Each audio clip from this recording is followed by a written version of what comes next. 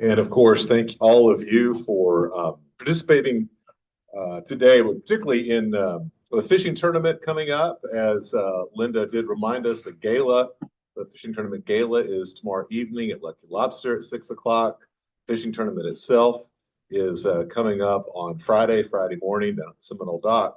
And I mention that, of course, because we do all that kind of thing and raise all that wonderful money so that we can help organizations in our community that do good stuff. And one of those organizations that does incredibly good stuff is the Homeless Empowerment Program. And so I want to have Julie Scales come up and introduce our speaker from the Homeless Empowerment Program. Julie. Thanks, David. I'm very pleased to introduce to you Becca Adams, who is the Development Director at Homeless Emergency Project. And she's going to share with you, to the extent that you don't know a lot of these things already, she's going to share with you the mission of HEP. And Becca?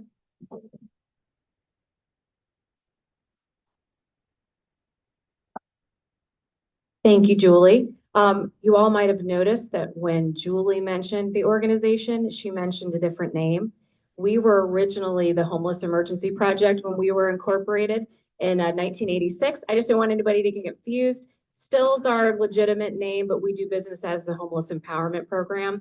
It was one of those things that in 2015 or for years we've been trying to figure out what to do when about what we did in the community wasn't really emergency housing and help. We really worked with an individual over a long-term period of time to get them self-sufficient to move out into. Oh, you can't. Let's see what, I think this might have died.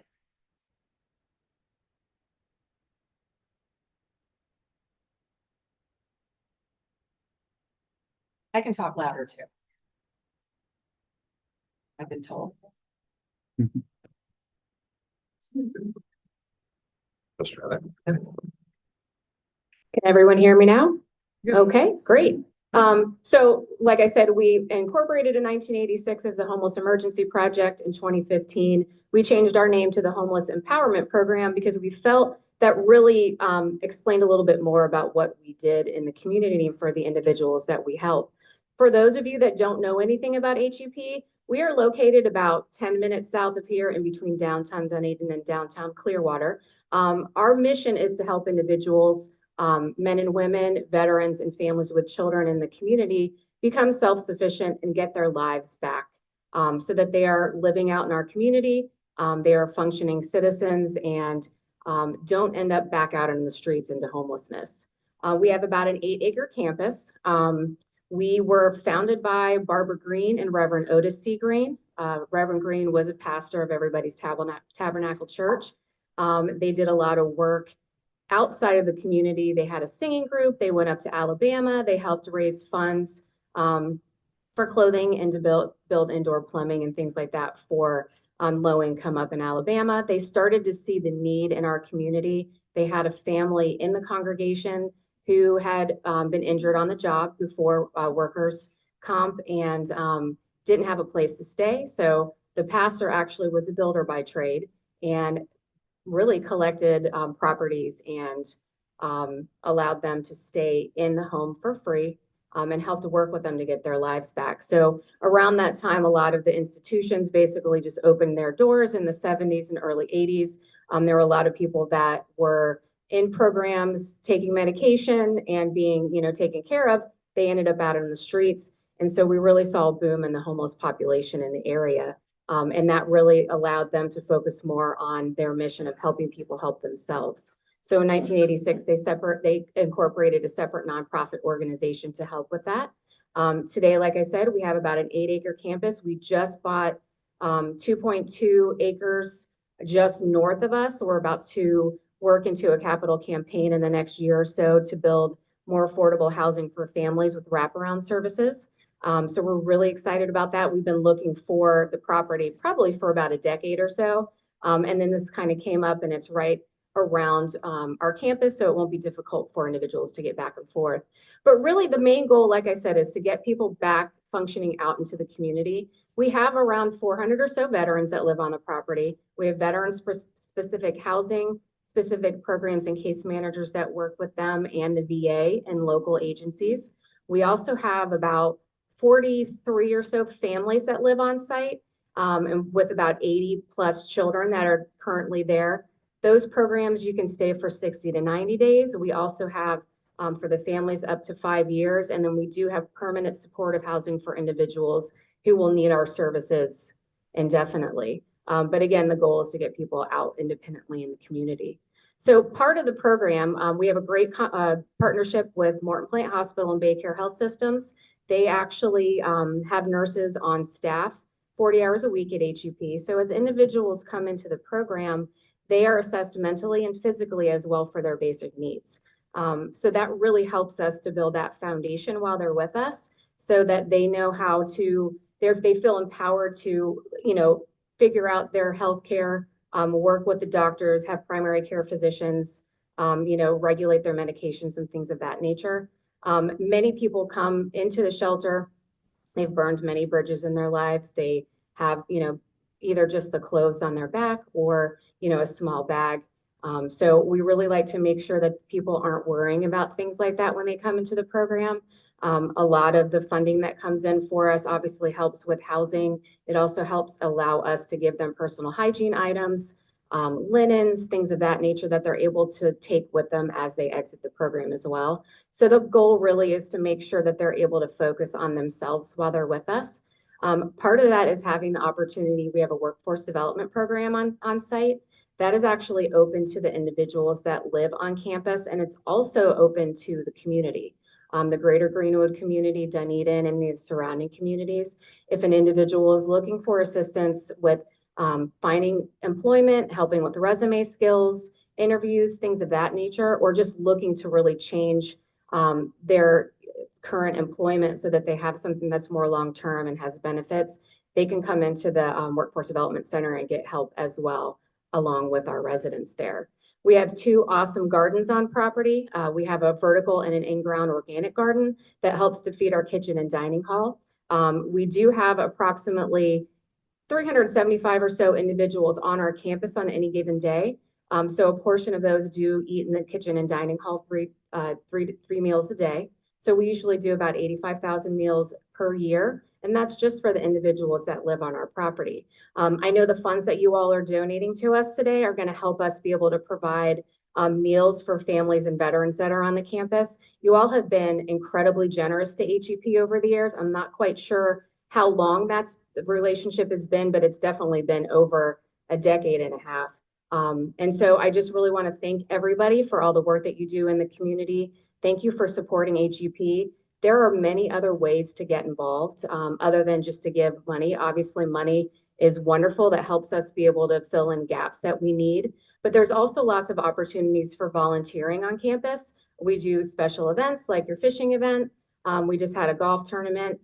We also do a Christmas adoptive family program every year. So the families that live on site with us, you can get information about the whole family and help to buy and supply all the gifts for those families. And it's also very helpful for different toy collections and things of that nature. We usually, I think this year, we're going to be doing about 60 families or so. So if anybody is interested in that, there's some literature on your table.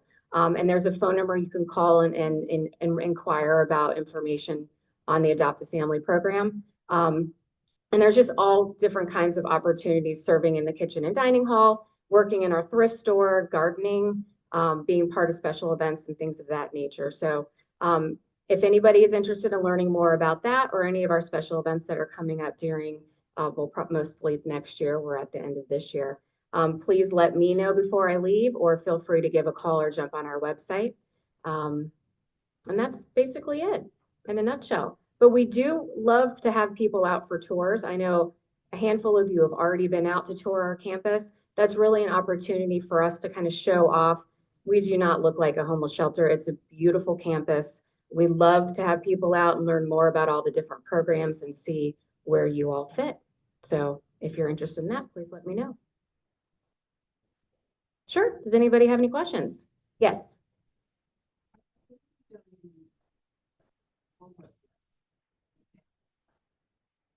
did you get, so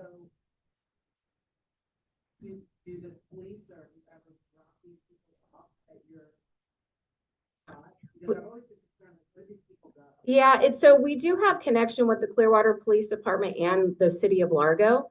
Currently, the city of Largo is having a large explosion of homeless because you have people coming out of jail that are just emptying out onto the streets. So they proactively reached out to us to look at what we could do to partner. And we also do something similar with the city of Clearwater with their police department. So we have a certain number of beds on campus that the city of Largo and the city of Clearwater can actually refer individuals that when the police department goes out on the streets, so they can refer them directly to HEP for those beds there. There's not a lot of walk up anymore. The majority of the individuals that come to us are through referral services. That maybe back in the day, you could just kind of walk up, and if there was a bed available, we'd be able to put you in it. That was changing prior to COVID, and then during COVID, it really exploded like that because they wanted to make sure that they were quarantining people before they came into the shelter. But yes, there are several divisions of the police that do go out and they meet people on the street and ask them if they are interested in going into a shelter, getting a hot meal and a shower. So HEP is definitely a location for that.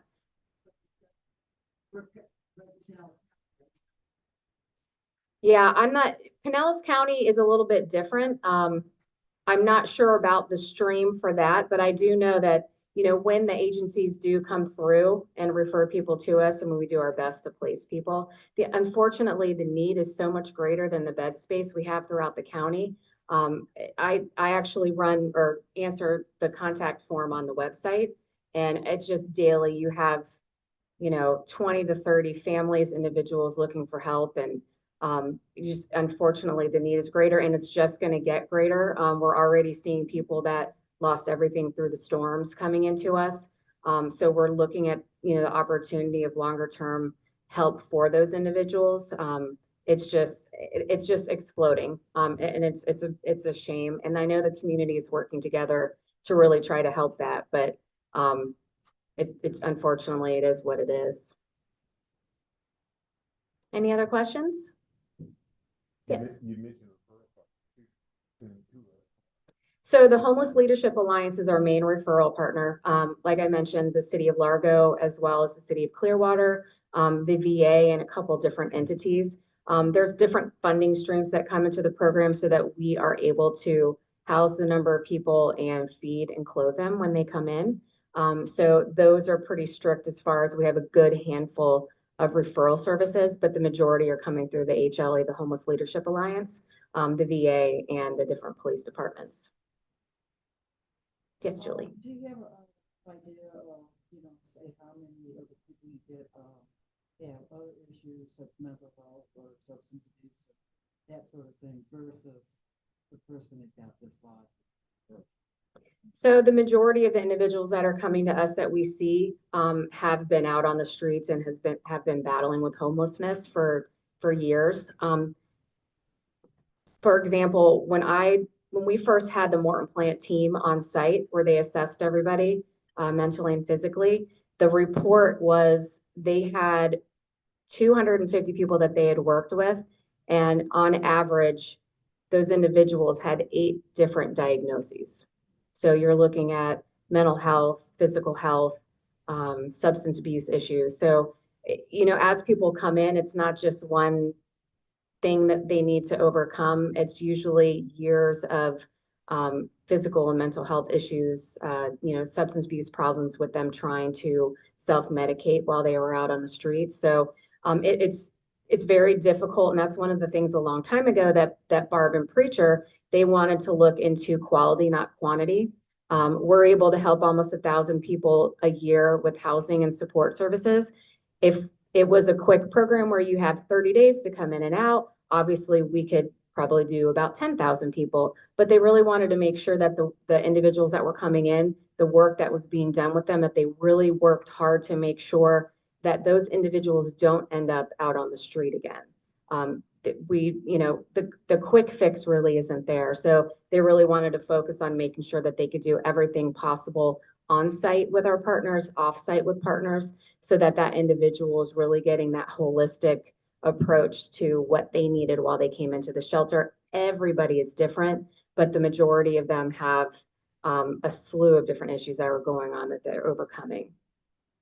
And then we do have families and things that come in that, you know, maybe they had an illness in the family or a loss of job, and they were right on that level, just getting by. And that one time losing that paycheck just kind of threw them into a tailspin. And once you get into that hole, it's very, very difficult to climb out of it. So thank you to you all, because we could not do this without your help. You can't do it alone, and volunteers, the support from everybody is really incredible. And so thank you guys so much for that.